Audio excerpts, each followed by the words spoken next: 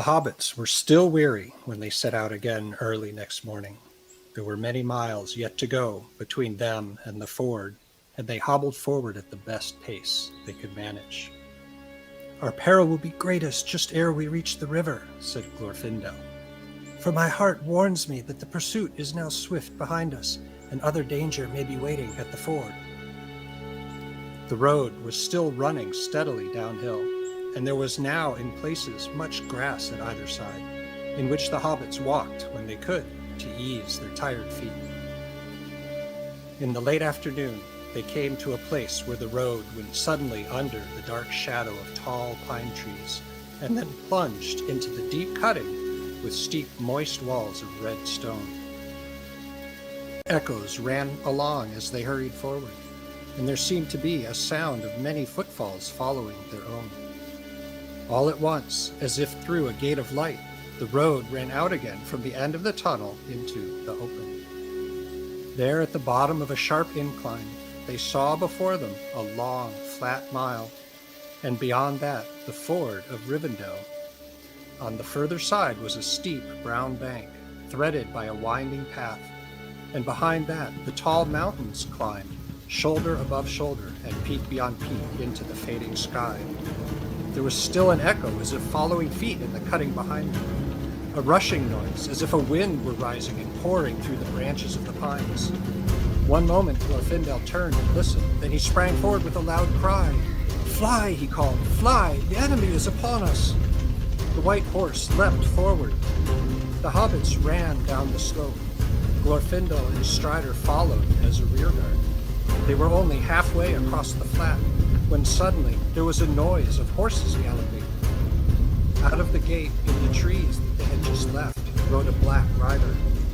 He reined his horse in and halted, swaying in his saddle.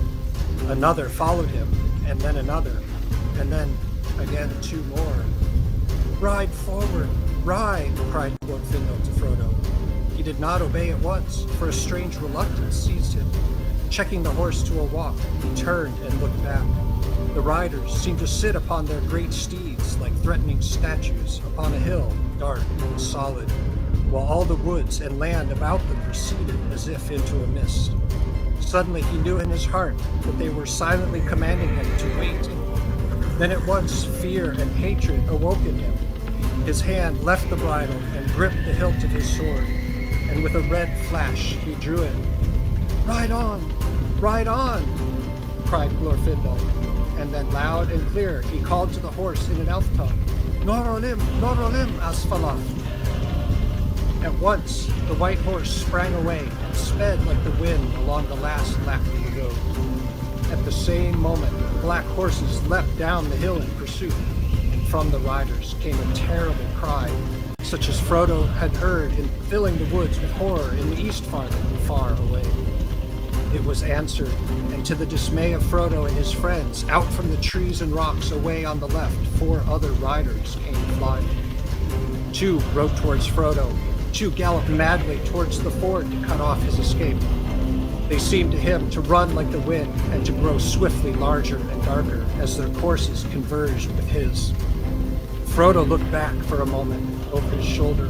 He could no longer see his friends. The riders behind were falling back. Even their great steeds were no match in speed for the white elf horse of Glorfindel. He looked forward again, and hope faded. There seemed no chance of reaching the ford before he was cut off by the others that had lain in ambush. He could see them clearly now. They appeared to have cast aside their hoods and black cloaks, and they were robed in white and gray. Swords were naked in their pale hands.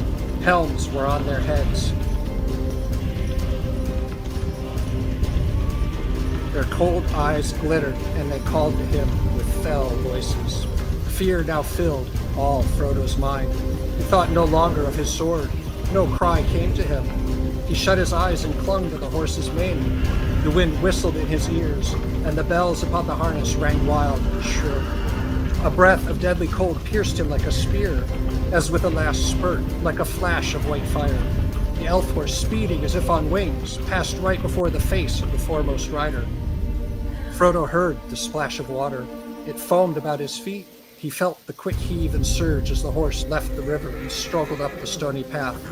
He was climbing the steep bank. He was across the ford.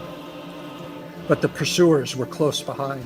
At the top of the bank, the horse halted and turned about, neighing fiercely. There were 9 riders at the water's edge below, and Frodo's spirit quailed before the threat of their uplifted faces. He knew of nothing that would prevent them from crossing as easily as he had done, and he felt that it was useless to try and escape over the long, uncertain path from the ford to the edge of Rivendell if once the riders crossed.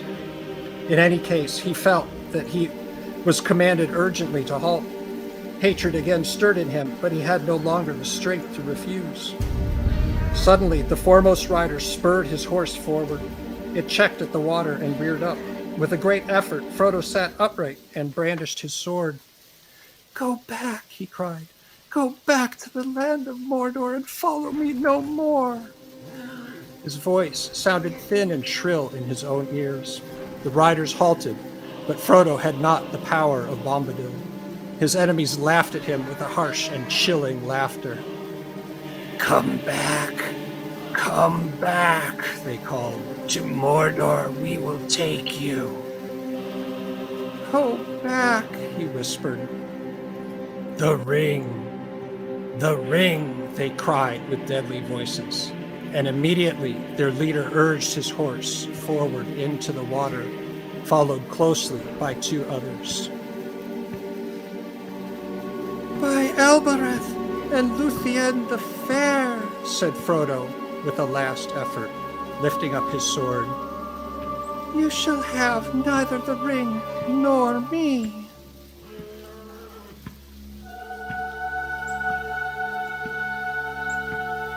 Then the leader, who was now half across the ford, stood up menacing in his stirrups and raised up his hand. Frodo was stricken dumb. He felt his tongue cleave to his mouth and his heart laboring. His sword broke and fell out of his shaking hand. The elf horse reared and snorted. The foremost of the black horses had almost set foot upon the shore. At that moment, there came a roaring and a rushing, a noise of loud waters rolling many stones. Dimly, Frodo saw the river below him rise, and down along its course there came a plumed cavalry of waves.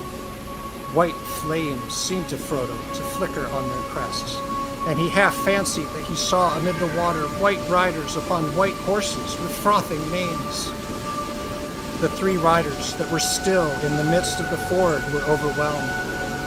They disappeared, buried suddenly under angry foam. Those that were behind drew back in dismay. With his last failing senses, Frodo heard cries, and it seemed to him that he saw, beyond the riders that hesitated on the shore, a shining figure of white light, and behind it ran small, shadowy forms waving flames that flared red in the gray mist that was falling over the world. The black horses were filled with madness and leapt forward in terror. They bore their riders into the rushing flood. Their piercing cries were drowned in the roaring of the river as it carried them away. Then Frodo felt himself falling, and the roaring and confusion seemed to rise and engulf him together with his enemies. He heard and saw no more.